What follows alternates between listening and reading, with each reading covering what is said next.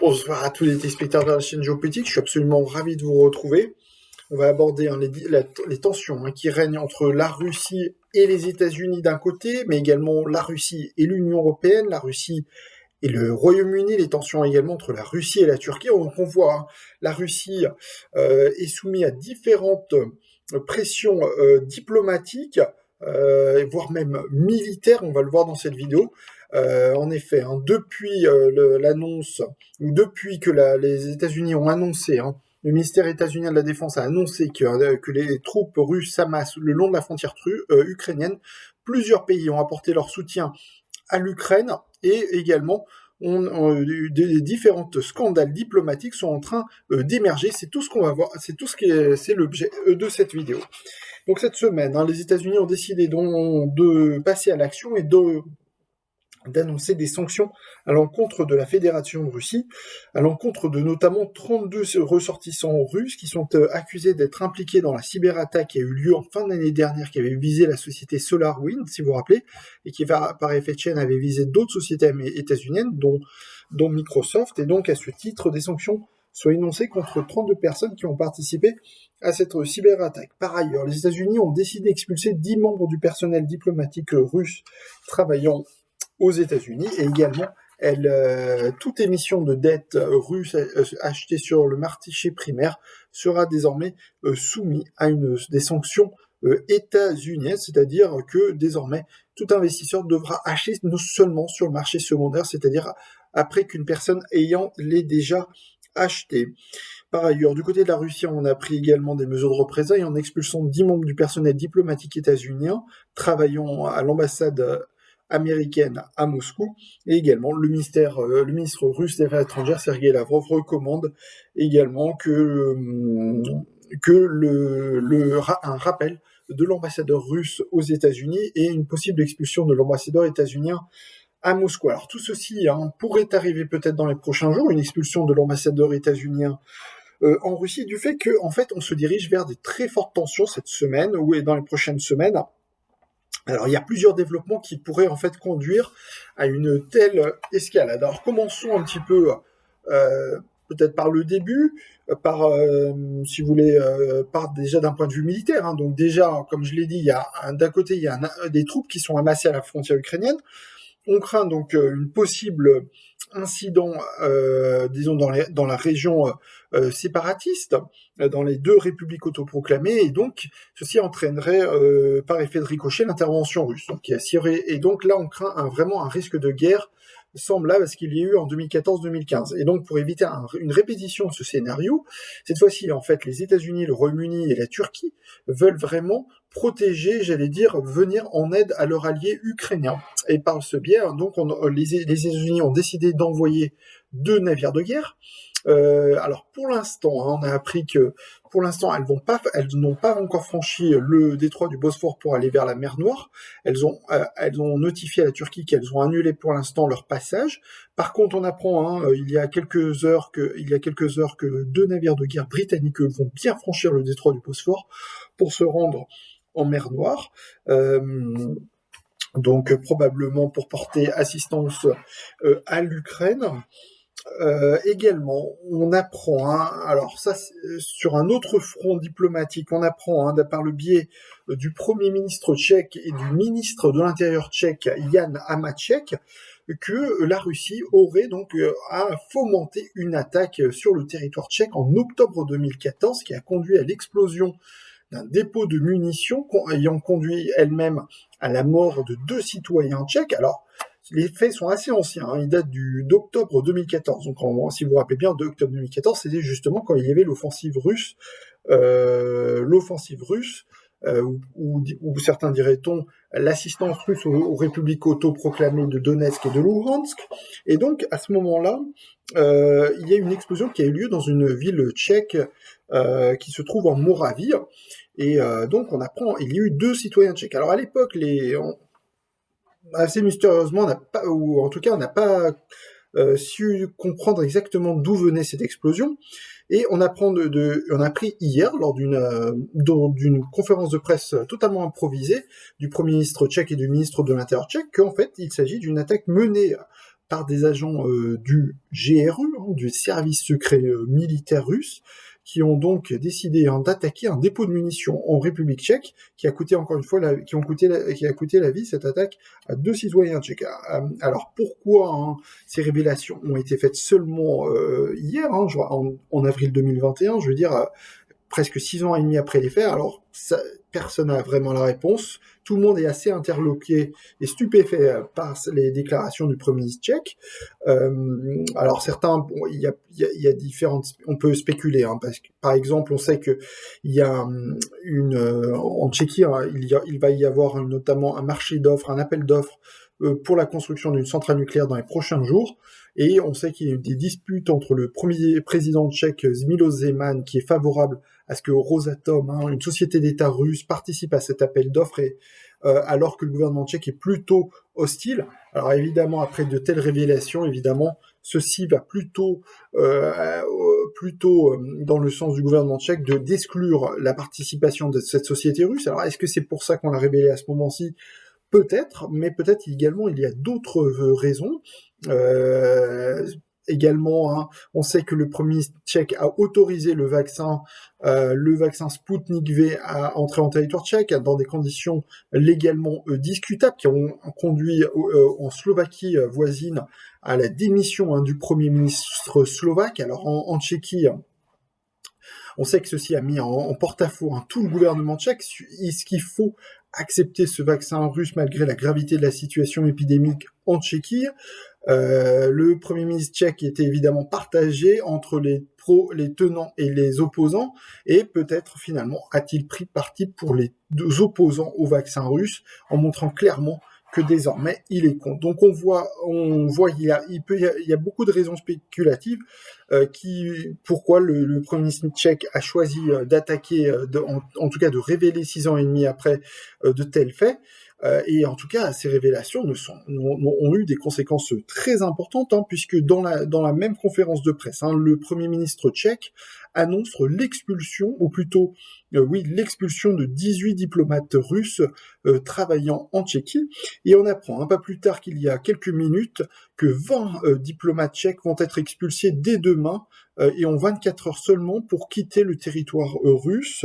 Donc annonce faite ce soir par le ministère russe des Affaires étrangères en représailles donc à l'annonce de l'expulsion de 18 diplomates tchèques. Vous remarquerez que les Russes en expulsent un tout petit peu plus que les Tchèques, ce qui montre que les représailles sont plus importantes que ce qui a été annoncé par les Tchèques.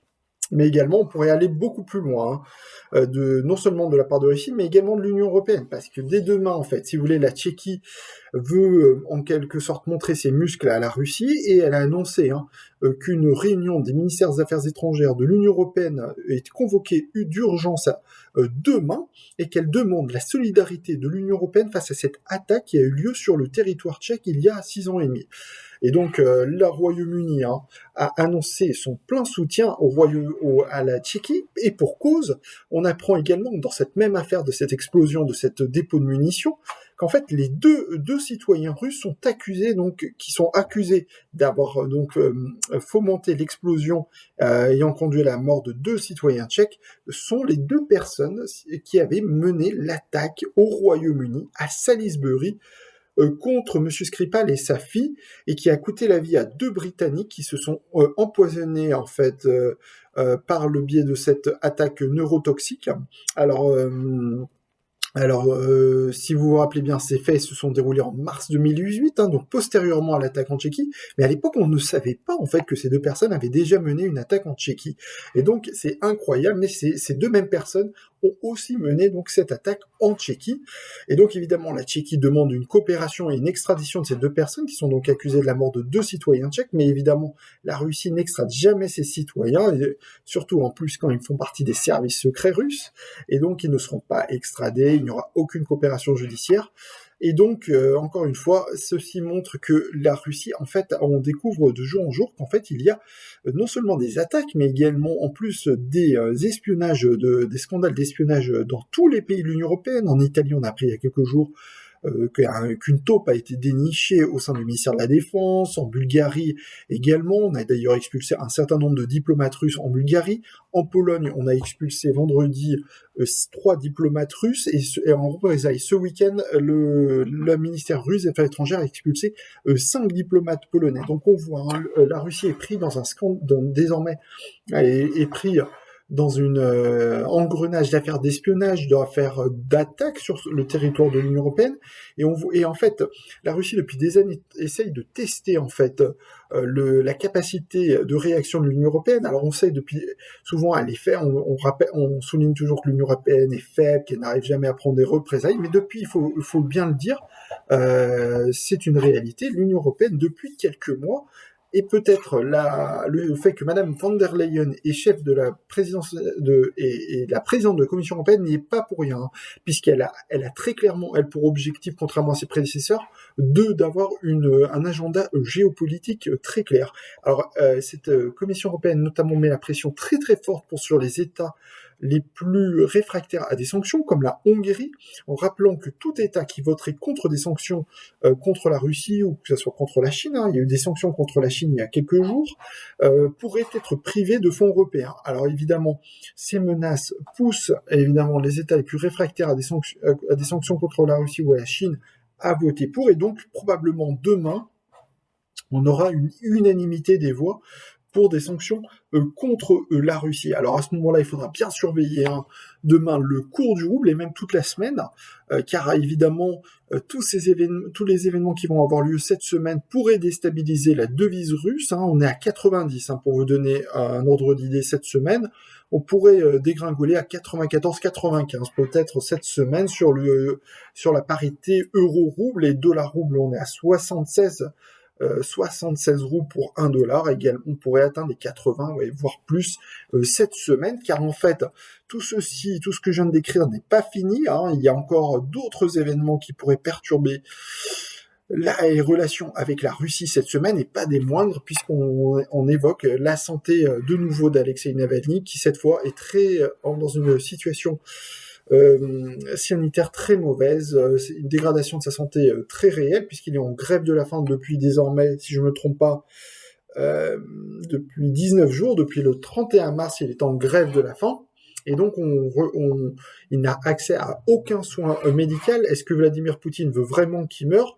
Si c'est le cas, il faut savoir qu'il y aura des conséquences pourraient être très importantes en termes de sanctions contre la Russie. C'est ce qu'a indiqué pas plus tard qu'aujourd'hui le conseiller à la sécurité nationale du président des États-Unis, Jack Sullivan, en évoquant que des conséquences il y aurait des conséquences, sans en dire plus.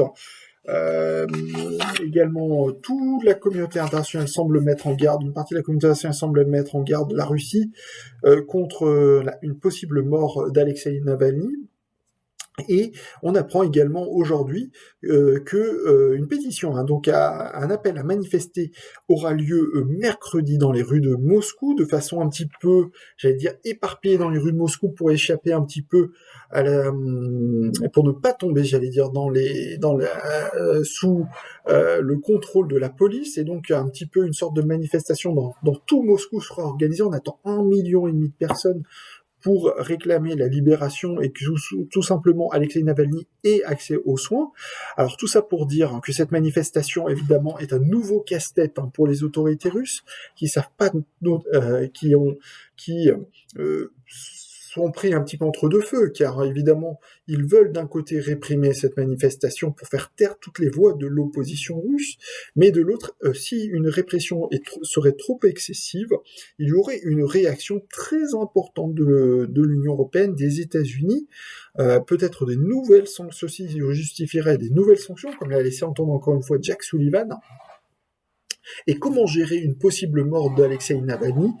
Ce serait, à ma connaissance, peut-être l'un des grands... Enfin, il y a eu des chefs de l'opposition qui sont morts en Russie, il faut bien le dire, notamment Boris Nemtsov, si vous vous rappelez bien, en 2015, mais il est mort dans d'autres circonstances, qu'on le veuille ou pas. Ceci a peut-être moins choqué l'opinion, et encore, la mort de Boris Nemtsov a choqué une partie du monde, hein, de la communauté internationale, mais Alexei Navalny a déjà acquis probablement une autre stature que Boris Nemtsov, et en plus, là, ça serait laisser mourir une personne, puisqu'en ne le laissant pas accéder aux soins les plus basiques, les plus élémentaires.